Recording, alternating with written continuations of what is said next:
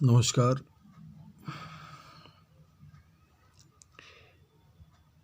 प्रश्नकर्ता ये पूछता है कि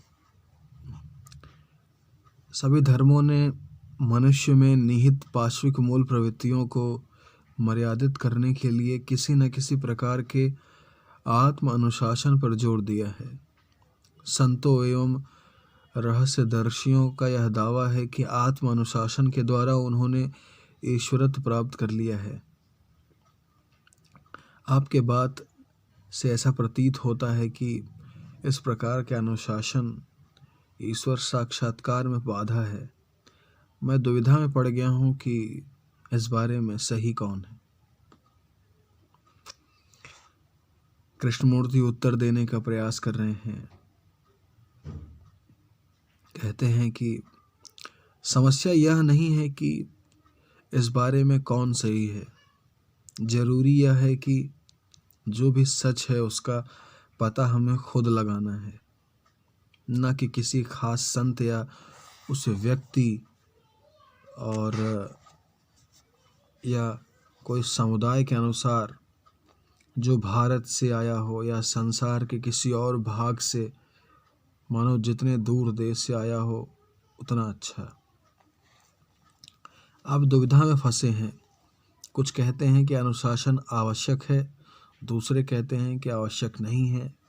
प्राय होता यही है कि आप उसी को चुन लेते हैं जो आपको अधिक सुविधाजनक लगता है, अधिक संतोष देता है।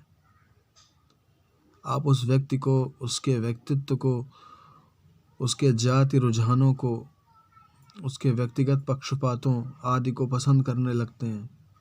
यह सब एक और रखकर आइए हम समस्या पर सीधा विचार करते हैं और इस विषय के सत्य का स्वयं ही पता लगाते हैं। इस प्रश्न में बहुत कुछ छिपा है और हमें इसे बड़ी सावधानी एवं सतर्कता से आगे बढ़ना चाहिए। हम में से अधिकांश यह चाहते हैं कि कोई अधिकारी व्यक्ति यह बता दे कि हमें क्या करना है। हम अपने आचरण के लिए मार्गदर्शन चाहते हैं क्योंकि हमारी प्रवृत्ति सुरक्षित होने की है। हम और अधिक दुख नहीं चाहते। किसी व्यक्ति के विषय में यह कहा जाता है कि उसने सुख अथवा आनंद या उससे आप जो भी चाहें कह लें प्राप्त कर लिया है और हम यह आशा करते हैं कि उस स्थिति में पहुंचने के लिए हमें क्या करना है। इस बारे में वह हमारा मार्ग निर्देशन करेगा। यही है जो हम चाहते हैं। हम इसी खुशी को, इसी आंतरिक शांति को, आनंद को पाना चाहते हैं। भ्रांति से भरे इस विक्षिप्त संसार में हम चाहते हैं कि कोई हमें बता दे कि क्या करना है। हम में से अधिकांश की वास्तव में यही मूल प्रवृत्ति है। इसी प्रवृत्ति के अनुसार हम अपना कर्म करते हैं। क्या ईश्वर अथवा चरम सत्ता, जिसका नामांकन संभव नहीं है, जिसे शब्दों में नहीं बांधा जा सकता, क्या उसे किसी अनुशासन के द्वारा अथवा कर्म के किसी विशेष प्रारूप के अनुसार अनुसरण से पाया जा सकता है? हम किसी विशेष लक्ष्य, विशेष साध्य को पाना चाहते हैं और हम सोचते हैं कि अभ्यास के द्वारा और अनुशासन के द्वारा, दमन से या मनमर्जी के द्वारा, उदात्तीकरण या विकल्प लेने की प्रक्रिया द्वारा हम उसे, जिसे हम खोज रहे हैं, पा सकेंगे। अनुशासन का निहितार्थ क्या है? क्या अर्थ है? यदि हम अपने को अनुशासित करते भी हैं तो क्यों करते हैं? क्या अनुशासन तथा प्रज्ञा का एक साथ होना संभव है? अधिकतर व्यक्ति यह अनुभव करते हैं कि किसी न किसी प्रकार के अनुशासन के द्वारा हमें अपने अंदर के पशु पर, अपने अंदर की कुरूपता पर नियंत्रण रखना चाहिए, उसे वश में रखना चाहिए। क्या वह पशु, वह कुरूपता अनुशासन के द्वारा नियंत्रित की जा सकती है? क्या वास्तव में ऐसा संभव है? अनुशासन से हमारा क्या तात्पर्य है? एक ऐसी प्रणाली जो किसी पुरस्कार का आश्वासन देती है। वह कार्य की ऐसी विधि है जिसका यदि अनुशीलन किया जाए तो वह हमें जो हम चाहते हैं वह देगी, वह चाहे सकारात्मक हो या नकारात्मक। आचरण का वह एक ऐसा प्रारूप है, ढंग है, जिसका यदि परिश्रम से, लगन से, पूरे उत्साह से अभ्यास किया जाए तो आखिर में मैं जो चाहता हूँ वह मुझे उससे मिल जाएगा।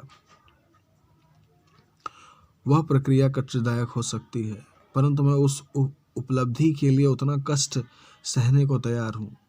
आक्रामक, स्वार्थी, पाखंडी, चिंता आतुर, भयाक्रांत स्व को, उस स्व को जो हमारे भीतर की पाशविकता का कारण है, हम आमूल रूप से बदलना चाहते हैं, अधीन कर लेना, नष्ट कर देना चाहते हैं।